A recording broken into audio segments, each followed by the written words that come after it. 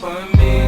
Blood in my eye, dog, and I can't see. I'm trying to be what I'm destined to be. And niggas trying to take my life away. I put a hole in a nigga for fucking. What's up, YouTube? On this episode of What Did I Buy and What Did I Sell? If you watched the previous couple videos, you saw that I picked up a C6. It was kind of an impulse buy. I wasn't quite sure what I was gonna do with it. I ended up trading that to a buddy of mine up in Washington for a JZX100 Chaser. It was already painted brown. It already had a bunch of cool parts on it. It was a nice car. All it needed was a manual swap and some drift mods, but I ended up posting about that car on social media, and another buddy of mine hit me up and really wanted it. To be honest, he wanted it more than I did. So he made me an offer I couldn't refuse and gave me some cash and a car that he built about 10 years ago. He had his car delivered last night and picked up the Chaser, so the Chaser is now gone. So let me show you what he dropped off. This is a 1996 Nissan 240SX. So apparently he built this car about 10 years ago, and for the last 7 years it's been sitting on his parents' farm in a shed with a bunch of his other cars. It's not too terribly bad. It's not a drift car, but it does have a lot of nice stuff on it. It's got some nice rep wheels with good tires. It's got a carbon fiber hood. It's got a body kit, which looks like a Bombex. I'm not quite sure.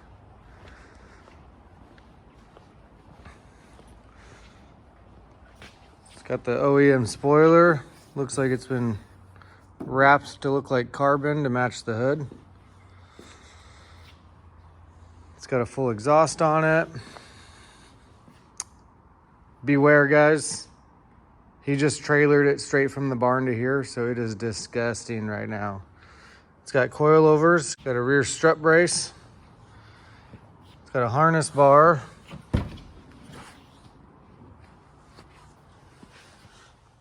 Inside is pretty much all clean and original. Got some pillar gauges.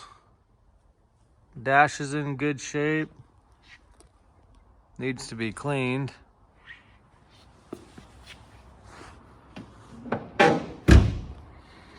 Definitely needs new sunroof trim. This back section is completely gone. And for an engine, we've got none other than an SR20 swap. You can see it's very dirty. So I was able to start it and drive it off the trailer and into this parking space last night. It was super late and I didn't have time to look at it or anything. I just started it, drove it in here, shut it off, and parked it.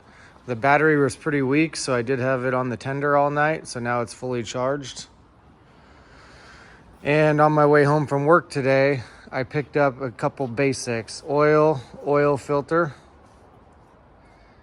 new spark plugs, and new wiper blades. Obviously the wiper blades are completely gone and it's been sitting a long time, so I'm gonna do oil filter, and spark plugs before I really try to mess with it at all.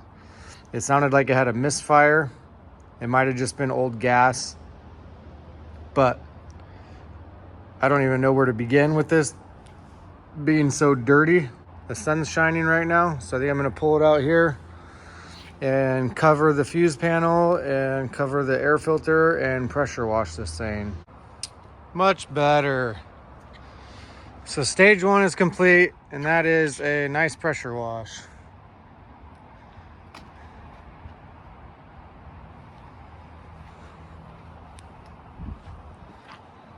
So now I'm gonna go get Jessica and have her help me push it onto the lift and swap the fluids. And then I'm gonna pull the spark plugs, do a compression check, and then install new spark plugs and new fluids, and then start her up again Also, before I do that, I am gonna run to the store and fill up my 5-gallon jug with some fresh super gas so I can dump that in as well. So I got it on the lift now. Can actually take a look at what we got. Got some CX coils. Got a front mount intercooler. The chassis is actually super clean. One issue I did see already though, which is pretty common. We got the harness has been rubbed through a little bit, so I'm gonna have to patch that up. Pinch welds are all good. Rear end is bone stock. No adjustable arms. Diff's not welded. Everything's in good shape. No damage or rust. I mean, a little bit of surface rust from that hole, which every 240 has, but other than that, she's clean.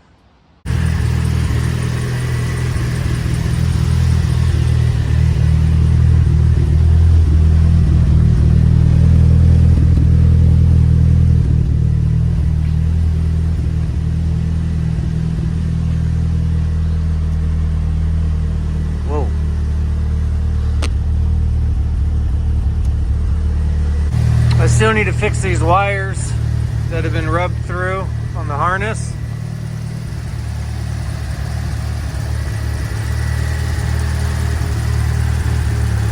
Yeah, we'll see if she gets up to operating temp.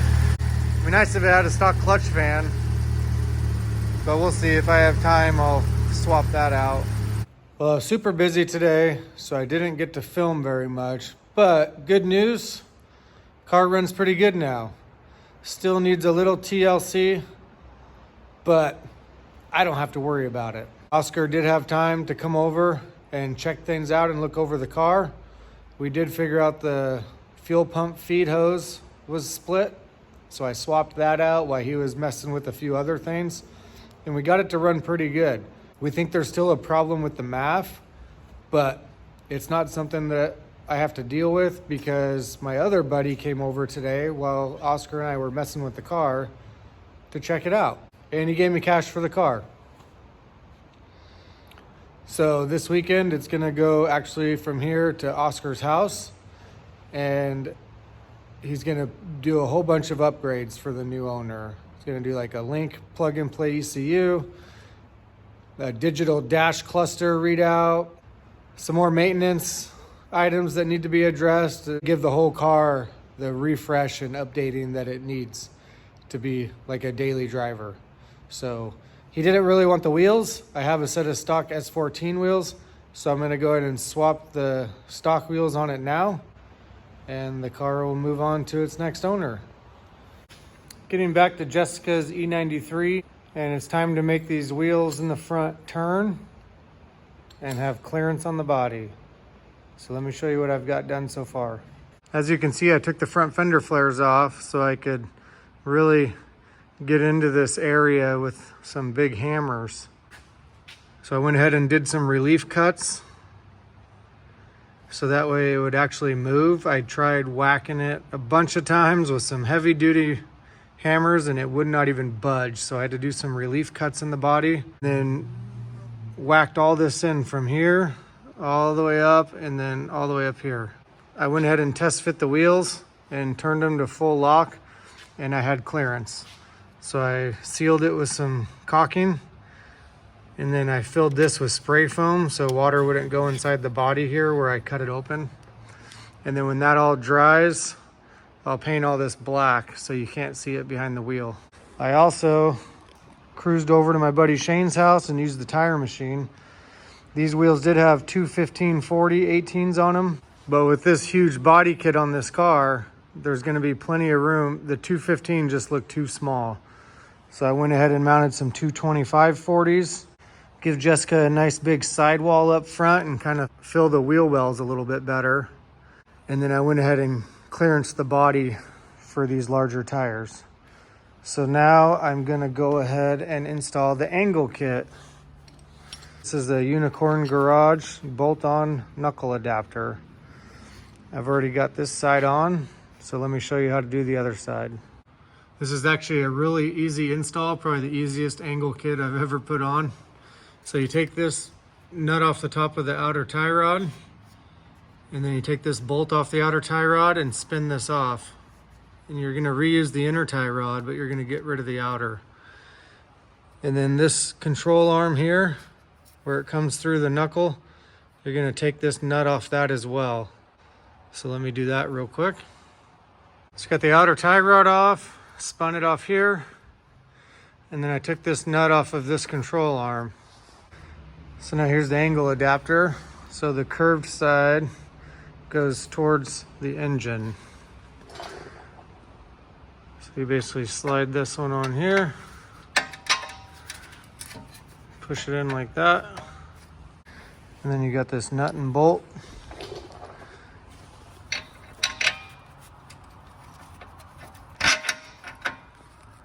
So that goes up there, and then the nut goes on top. Now I can tighten this down, and then I can put this nut back on this control arm. So I'll snug those down and the adapter will be secured to the knuckle. So I got this nut tight. I got the nut and bolt on this side tight. Now this is where the new tie rod's gonna pick up. So I went ahead and spun the tie rod, spun the new outer tie rod onto the inner tie rod. And now I put that on there. They do give you a bunch of these little washers and a nut to hold this onto here. And the idea behind the washers is you want the angle of this to be similar to the angle of this.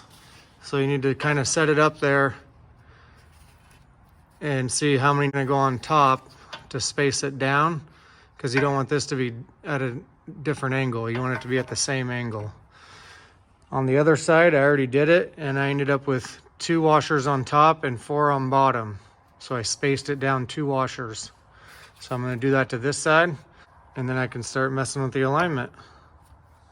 I got the angle kit on with the eyeball alignment. I just pulled a tape measure and did a little bit toe in, because when I drop it down on the ground, it's gonna toe out. So I kind of wanted it to be around 0 on the ground. So I towed it in like 1/4 inch. It was pretty simple. This outer tie rod piece, you just thread it all the way into the spherical joint here and then bolt it on. And then you don't adjust it on this side anymore. You just adjust it on this side like a normal alignment. And you can see I didn't have to back it off very much to bring it out. So now it's ready for an alignment rack. Before I put the over fender back on, I'm gonna wait for all this sealant to dry overnight. So tomorrow I can take the wheel back off and then paint all that black so you can't see it behind the wheel. Well, it's been a few days since the last update on the BMW, and I went for a test drive yesterday actually. I painted the inner fender of the front end black over the new caulking and everything, and then I test drove it so that I could, if it rubbed anywhere, I could see it on the fresh paint. So it did rub a little bit, so I do need to take the front wheels back off and beat it in, and it's rubbing on both sides in the same spot, so I just didn't quite go in far enough. But no more updates on that right now, because I am going to pick up another car. On my way to grab Shane right now, because this thing needs to be pushed on the trailer, but I'll show you what it is here in a bit. I'm back in the shop. It was a successful trip last night with Shane. So, little backstory. I usually like to always keep one JDM car in shipping route, and then either we'll use it for drifting, or I'll have a friend or family member that wants to buy it, or I'll just mess with it a little bit and put it up for sale. So I do have another Chaser on the way. It's a GX, so NA auto car. And I was debating on building a boosted IS motor, so 2JZ GE turbo. I was debating on getting one of those and tearing it down and building it for boost, and then swapping that into the new Chaser when it shows up. But an actual 2JZ turbo motor popped up on local marketplace with only 5,000 miles on it. This guy bought it for a project like 4 or 5 years ago, and he never did the project. It's just sat in his garage and he never used it. Well, now he lives with his brother, and his brother wants it out of his garage. So they put it up for sale. I went over there during the day, actually, yesterday in my work vehicle, because it was by my office, and checked it out. And right next to it was the car that he was going to put it in. My instincts kicked in, and he wouldn't give me the motor for the price that I wanted. So I made him a deal on both. So here's the motor.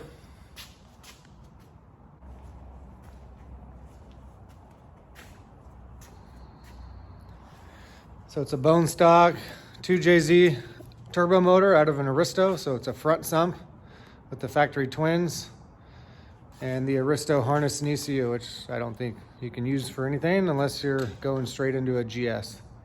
I've had a few 1Js. I've swapped them and had 1J cars.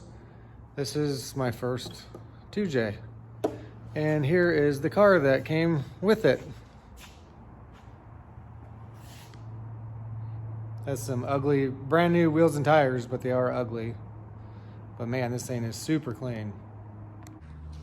Obviously, he did the clear corners and grill delete. He just couldn't find it, so I need a new grill. And then he did the wheels and tires. The interior is super clean and all there. It's a little bit torn apart right now because it doesn't start. So it had some fancy keyless entry alarm that everybody used to do back in the day, and I'm sure a few people still do. But it had anti-theft on it, on the alarm, and something to do with the battery dying or the anti-theft thing broke. But for whatever reason, it wouldn't start. So we did have to push it on the trailer. Next is going to be trying to get this thing to start. It also has had the factory dual cam motor completely gone through. So I'll show you that. It's clean title, unmolested. Quarters and fenders have not even been rolled yet, so that's pretty nice.